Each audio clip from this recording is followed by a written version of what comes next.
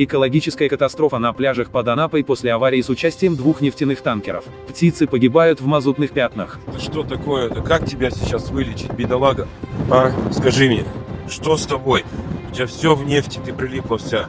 По данным, всего в Черное море попало более 4,2 тысячи кубических метров мазута. Танкеры «Волганефть-212» и «Волганефть-239» попали в шторм 15 декабря в Керченском проливе. Пятна прибило к пляжам в Краснодарском крае. Последствия сейчас устраняют более 200 человек. Чтобы оценить масштабы катастрофы, привлекут космонавтов.